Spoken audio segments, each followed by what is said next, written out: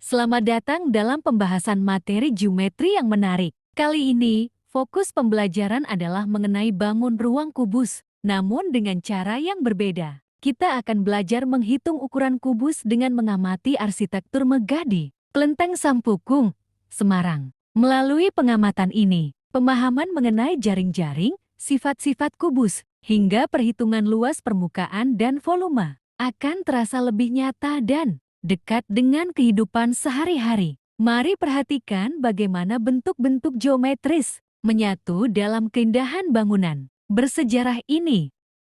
Perhatikan gambar kubus di hadapan kalian. Sebelum menghitung, sangat penting untuk memahami dari mana rumus itu berasal. Kubus adalah bangun ruang yang istimewa karena memiliki 6 sisi yang semuanya identik atau sama persis. Setiap sisi tersebut berbentuk persegi. Jika kita tahu bahwa luas satu persegi adalah sisi dikali sisi, maka untuk menyelimuti seluruh permukaan kubus, kita hanya perlu menjumlahkan ke-6 sisi tersebut. Itulah sebabnya rumus luas permukaan kubus dituliskan sebagai luas sama dengan 6 kali sisi pangkat 2. Ingatlah bahwa luas permukaan adalah tentang menghitung seluruh area bagian luar dari sebuah benda.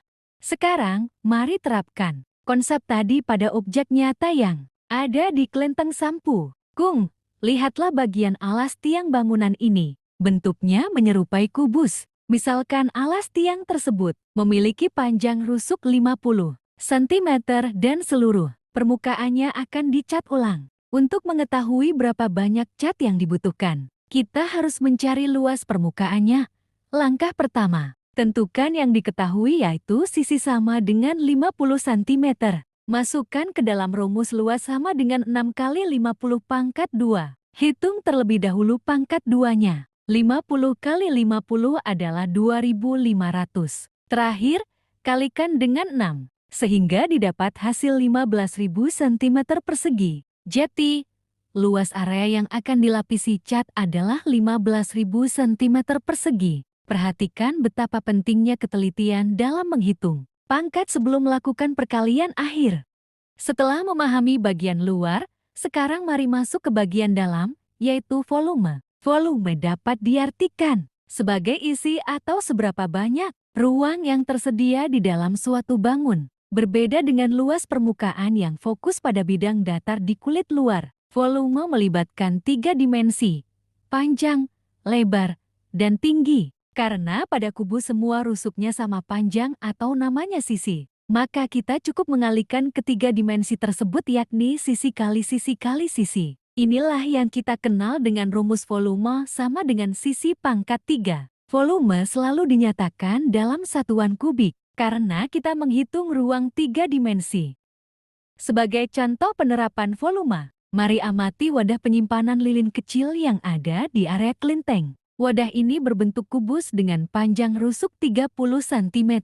Jika ingin mengetahui kapasitas maksimal wadah ini dalam menampung sesuatu di dalamnya, kita gunakan perhitungan volume.